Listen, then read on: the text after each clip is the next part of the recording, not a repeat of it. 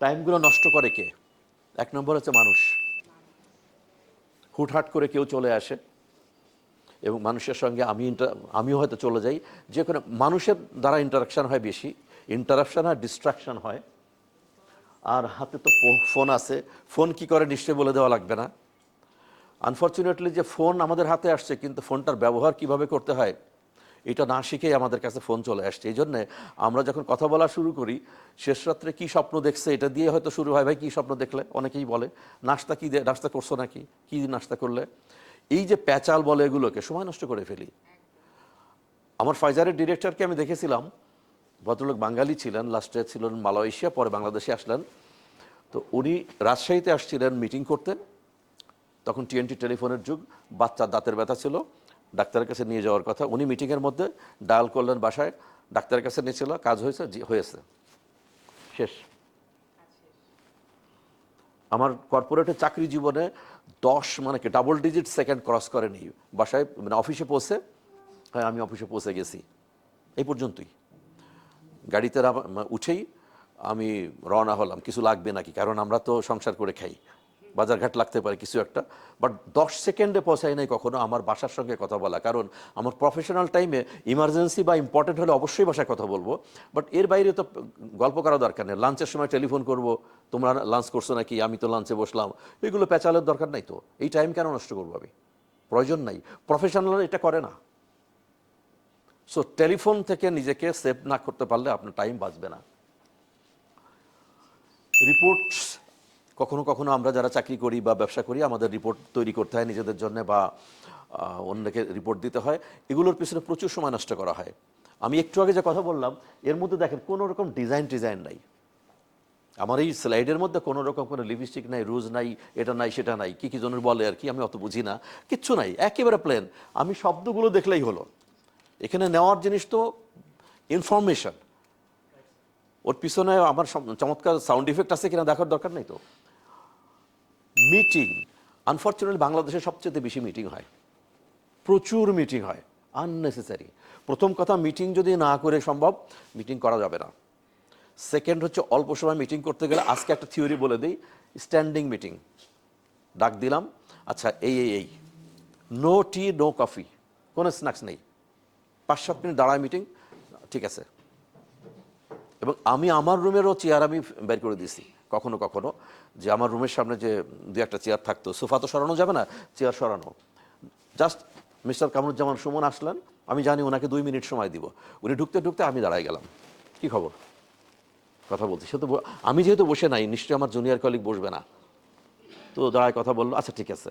চেয়ারই নেই তার সামনে, তো চেয়ার থাকলেই বসবে। আর বাঙালি হচ্ছে যত লম্বা করা যায় চুইংগামের মতো, না আমি এটা দিব না, কারণ আমার সময় নষ্ট করতে দিব না আমি। এই প্রিন্সিপাল ফলো করার কারণে কিন্তু আমাকে আল্লাহ তাআলা এই জায়গাটায় নিয়ে গেছে। ওই জায়গাটা আমি যাওয়ার কথা ছিল না। যে আমি আপনাদের মতো সাধারণ একজন মানুষ ছিলাম, আমি এখনও সাধারণ, কিন্তু যে যোগ্যতাগুলো আমি নিয়ে এসেছি, এগুলো আসলে আল্লাহ তাআলা দিয়েছেন ওই ট্রেনিংটার কারণে। এবং একটা জিদ ছিল, দাঁত শক্ত না রুটি শক্ত, এটা দেখি আমি, এটা করি। এবং বগুড়ার এই বগুড়া শহরের এক্সপিরিয়েন্স আমি শেয়ার করব, যে হোয়াট আই ডিড, যেটা কোনো মানুষ করতে পারে না, সেটা আমি এখানে করে দিয়ে গেছি। ইলেকট্রনিক গ্যাজেট মানে এই ফোন থেকে শুরু করে যা যা আছে এভরিথিং। অ্যান্ড প্রোক্রাস্টিনেশন, চমৎকার একটা শব্দ, মানে হচ্ছে এক কথায় আলসেমি। আচ্ছা থাক, একটু পরে উঠি। অ্যাড আছে না একটা, আপনার অ্যালার্ম যখন বাজে তখন একটু আড়মোড়া গিয়ে না অ্যালার্মটারে বন্ধ করে দেয়, এটা কিন্তু সর্বনাশ ডেকে নিয়ে আসবে। এখন না তখন, এখন করবো না কাল, কাল করবো না পরশু, এই যে আমরা যেটা করি, এটা আমাদেরকে শেষ করে ফেলে। আর প্রোক্রাস্টিনেশনটা অ্যাকচুয়ালি এইখানে থেমে নাই, it is a psychological disorder. Psychological disorder মানে হচ্ছে একটা মানসিক রোগ।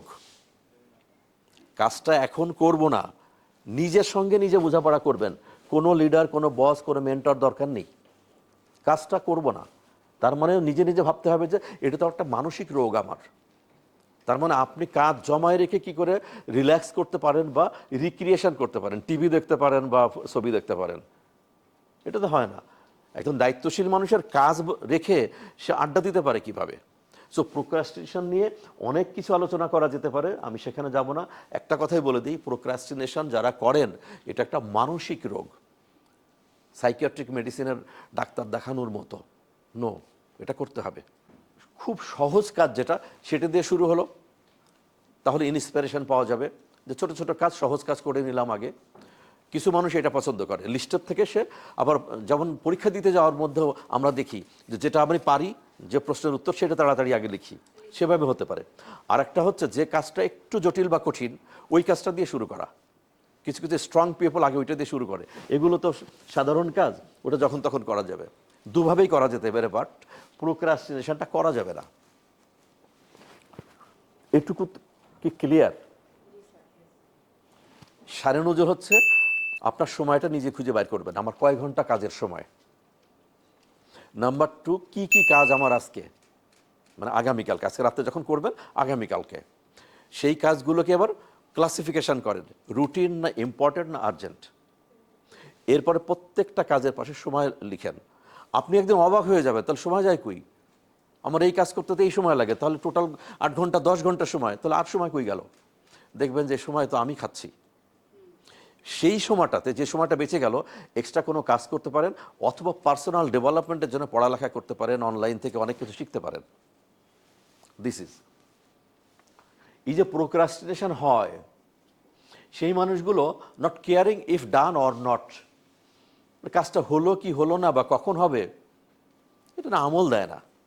এটা হচ্ছে প্রোক্রাস্টিনেশন যারা করে তাদের চারিত্রিক একটা বৈশিষ্ট্য। Not feeling the mood too, আর কেউ কেউ বলে না রে ভাই এটা করতে ইচ্ছা করতেছে না, মুড ভালো না, এটা একটা কাজ হয়। আর কিছু মানুষ আছে যারা ঠিক বাস ট্রেন লঞ্চ ছাড়ার আগে যে টিকিট পকেটে নিয়ে ঘোরে, জাস্ট ছাড়ার আগে যে দৌড় দিবে। তো কাজ আমরা যারা করি, এই প্রোক্রাস্টিনেশন গ্রুপের যে মানুষ, তারা কাজটা জমা রাখেন ঠিকই, কখন শুরু করেন, জাস্ট মাসের শেষে বিলটা দিতে হবে, সে আপনার মোবাইলের ইন্টারনেটের বিলই হোক, ইলেকট্রিক বিলই হোক, অফিসের রিপোর্টই হোক, সেলসের ক্লোজিং হোক, হোয়াট এভার ইজ দ্য কাজ, কিন্তু জমাতে জমাতে জাস্ট 11th আওয়ারে আর সময় নেই, তখন শুরু করি। ওই কাজটা কখনো ভালো হয় না। আর আরেকটা থিওরি এক্স ওয়াইয়ের মধ্যে ব্যাপারটা আছে, যে কিছু মানুষ চায় না যে তাকে সুপারভাইজ করা হোক, আর কিছু মানুষ চায় যে কেউ তাকে সুপারভাইজ করুক। দুই ধরনের থিওরি আছে।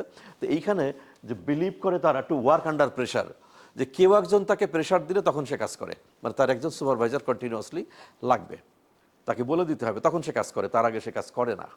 বাট যখন কোনো মানুষ অ্যাম্বিশাস হয়, জীবনে বড় কিছু হতে চায়, লেখাপড়া হলে ভালো রেজাল্ট করব, ভালো কিছু করব, ব্যবসা হলে বিশাল কিছু করব আমি, আর যদি চাকরি করি তাহলে আমি ইন্ডাস্ট্রি, যে ইন্ডাস্ট্রি হোক, বাট আমি টপে যাবো, ডিরেক্টর হই, সিইও হই, এমডি হই, চেয়ারম্যান হই, হব। আগে গোল সেট, এই জন্য আমি শুরুতে বলেছি, আগে গোল সেট করা, কাগজে লেখা, এবং প্রয়োজনে কত বৎসরের মধ্যে আমি এখানে যাব, এটা করতে হবে। Thinking can finish at the last minute, ওই মানুষরাই চিন্তা করে এটা ওই শেষ মুহূর্তে করে ফেলবো, থাক এখন একটু সাত রাস্তায় যাই, সাত মাথার থেকে একটু চা খেয়ে আসি। আপনারা জানেন নিশ্চয়ই যে বগুড়ার সারাউন্ডিং 10-15 কিলোমিটারের থেকে অনেকেই কিন্তু সাত মাথায় আসে চা খাওয়ার জন্য, আড্ডা দিতে।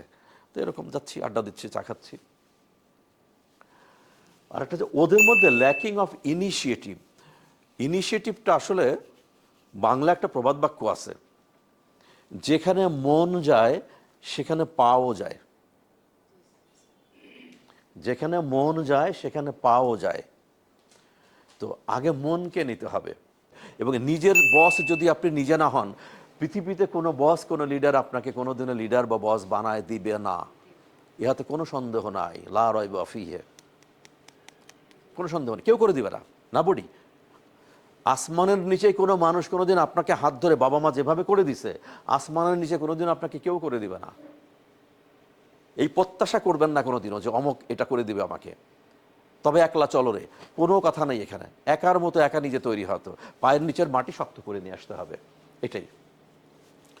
এটুকুর মধ্যে কোনো কোশ্চেন আছে আমার কাছে? কোশ্চেন নাই। আর একটা পয়েন্ট হচ্ছে এক্সকিউজিং সিকনেস অর পুয়ার হেলথ। কখনো কখনো মানুষ বলে যে ভাই আমি একটু অসুস্থ, শরীর ভালো না। আমি যদি এই মুহূর্তে আমার শরীর ভালো নার কথাটা বলি, ওই যে বললাম যে আমি না হয়ে অন্য কেউ হলো আসতো না, আমি কিন্তু সেরকম অবস্থায় আছি। আল্লাহ তাআলা খুব রেয়ারলি আমাকে অসুখ দেন, এবং অনেক সময় বলি যে এটা জ্বর হয় না কেন, কথার কথা হয় না, আমি স্ট্রিক্ট লাইফস্টাইল মেনটেন করি, বাট একটা প্রবলেম আমার হয়েছে, আমি ওষুধ খাচ্ছি। তো আমি যদি বলতাম সুমন সাহেব এই ব্যাপারে আমি ভাই অসুস্থ পারবো না, আপনি ট্রেনিংটা আপনি করেন, অথবা একটু অর্গানাইজ করেন, জাকের এসবকে বলেন আমরা এক সপ্তাহ পরে করি, অবশ্যই করা যেত। আইদার আমি আসতাম না, উনি করতেন, আর আমি আসলে এক সপ্তাহ পরে। কিসের এক্সকিউজ? এক্সকিউজ দিয়ে কাকে ঠকাচ্ছি? কারে তুমি দিতে চাও ফাঁকি? মোর বুকে জাগিয়েছেন সত্য ভগবান, নজরুলের কবিতার একটা লাইন, কারে তুমি দিতে চাও ফাঁকি? মোর বুকে জাগিয়েছেন সত্য ভগবান। তো আমার ভিতরে যে সত্য আছে, যে আমার অন্তরাত্মা আছে, রুহ আছে, কলব আছে, আমার ভিতরে যে আমি আছি, তাকে ফাঁকি দিচ্ছি আমি, আর কাউকে ফাঁকি দিচ্ছি না। সবচেয়ে আনন্দের হচ্ছে যে নিজেকে ফাঁকি দিয়ে আমরা খুব আনন্দ পাই, মজা লাগে, কিন্তু ধ্বংস কার হচ্ছে? নিজের। একটা জিনিস দেখেন, 35 থেকে 45 আমি বলি মিড কেরিয়ার একটা ট্রেনিং আমরা করাই, মিড কেরিয়ার ক্রাইসিস, মানে যে কোনো কেরিয়ারের মাঝ পথ, এটা হচ্ছে 35 থেকে 45 বছর। তখন দেখা যায় যে একটু ভুঁড়ি হয়ে গেছে, ডাক্তার বলে দিছে গ্লুকোজ জাতীয় খাবার একটু সাবধানে খাবেন, ভাত রুটি মিষ্টি কম খাবেন, প্রেশার হয়ে গেছে একটু, অথবা প্রেশার হওয়ার মতো। বাট সেই ভদ্রলোকের বন্ধু যারা, কলিগ যারা, মামাতো চাচাতো খালাতো ভাই যারা, তারা কিন্তু বেশ কিছু ব্যবসা বা চাকরিতে ভালো জায়গায় চলে গেছেন। ওনার একজন কলেজে ভর্তি হয়েছে আর একজন স্কুলে পড়ে, এই হলো ওনার সাংসারিক অবস্থা। কোনো প্রমোশনও নাই, কিছুই নেই। একটা চাকরি ছেড়ে দিচ্ছেন, চাকরি ছেড়ে আর একটা চাকরিতে যাচ্ছেন, একটা ডেজিগনেশন চেঞ্জের জন্য, ম্যানেজার শব্দটা যোগ করার জন্য। বাট উনি জানেন না যে ওইখানে 6 মাসের বেতনও নিতে পারবেন না, কারণ ওনার তো যোগ্য নাই, নিজেকে স্কিল করে নাই। হয়তো একটা প্রতিষ্ঠানের সুনামের কারণে বাংলাদেশের টপ 10টা কোম্পানিতে যিনি চাকরি করেন, আর আমাদের দেশের যারা চাকরিজীবী তাদের অনেকের মধ্যে একটা ইগো কাজ করে। আমি যদি হই অরিজিনাল চুম্বক, এই গ্লাসটা যদি এখানে ধরা হয় তাহলে তো ন্যাচারালি গ্লাসও চুম্বক হবে। তো যিনি ওই টপ 10 কোম্পানি বাংলাদেশের যে কোনো ইন্ডাস্ট্রি, সেই কোম্পানিতে চাকরি করলে ওই কোম্পানির সুনামের কারণে ওনারও মার্কেটে একটা ইমেজ থাকে যে উনি অমুক কোম্পানির অমুক। কখনো উনি চিন্তা করেন না আমি স্পর্শ চুম্বক, খালি স্পর্শটা চলে গেলেই ভ্যালুলেস। বহু মানুষকে এটা দেখেছি, সে ওই কোম্পানি ছেড়ে একটু এর থেকে বি বা সি ডি গ্রুপের কোম্পানিতে চলে গেছে, একজন manager, regional manager, deputy manager পোস্টে, 5,000-10,000 টাকা বেতন বেশি, মনে করছে যে আমি তো খুব ভালোই করলাম। 6 মাসের মাথায়, 9 মাসের মাথায়, কারণ যারা রিক্রুট করে তারা এরকম টোকা দিবে। তবলার আর্টিস্ট যখন গান বাজনা হবে এখানে কি করে? কিচ্ছু তো না, জাস্ট এরকম করে টিউনিং করতে থাকে, তাই না? তো 6 মাস পরে আস্তে আস্তে সে এমন পরিবেশ তৈরি করবে, বের করে দেওয়া, বলো যে আমাদের রিক্রুটমেন্টটা ঠিক হয় নাই। কারণ কি? এই যে মিড কেরিয়ার, যখন একটা কলেজে আর একটা স্কুলে, এবং আমার এইরকম শারীরিক অবস্থা, বয়সে এমন, আমারই নিজের কলিগ যাকে দিনাজপুরে আমি কাজ শিখেছি, বাহাদুর বাজারে রাত্রি 2টা পর্যন্ত জেগে তাকে শেখাইছি দাঁড়ায় দাঁড়ায়, মাথার উপর এত বড় একটা পূর্ণিমার চাঁদ ছিল, সেই ছেলে কয়েকদিন আগে আমাকে টেলিফোন করছে, 52 বছর বয়সে সে চাকরি ছেড়ে দিছে। শুধু একটা কথা বললাম যে আপনি আমার সঙ্গে যোগাযোগ করেননি কেন, এতকাল কেন ছিলেন এখানে? এখন বলতেছে কোম্পানির পলিসির কারণে চলে যাচ্ছি। যে কোম্পানি তো কারো পৈতৃক সম্পত্তি না, আমি তো আমার ছেলেকে এই কথা শিখেছি, তাকে বলছি কুইট দ্য জব, তোমার কেরিয়ার। একটা প্রতিষ্ঠান যদি লাভ না করে, এক্স কোম্পানি 5 বছর লাভ করলো না, কিচ্ছু যাবে আসবে না, 5 বছর পরে লাভ করবে, তার বংশধর যারা তারা লাভ করবে। আমার জীবন থেকে 1-2 বছর যদি চলে যায়, বিশাল ক্ষতি এটা, আমি কেন পড়ে থাকবো?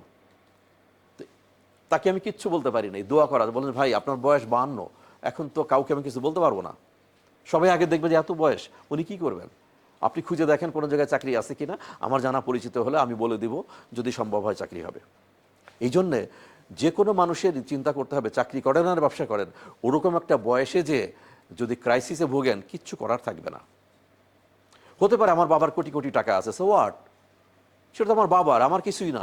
অ্যাজ হিউম্যান বিইং, শিক্ষিত মানুষ হিসেবে আমার জীবনে অ্যাচিভমেন্টটা কি? বাচ্চা তো দেখবে বাবা তুমি কি করছো, মা তুমি কি করছো, আমাকে জন্ম দিছো, লালন পালন করছে, ন্যাচারাল জিনিস। এটা তো মানুষ কেন, সব প্রাণীর মধ্যেই বিদ্যমান আছে সন্তান জন্ম দেওয়া। সন্তান জন্ম দেওয়া নাথিং মিরাকেল, এটার মধ্যে কোনো কারামতি নাই।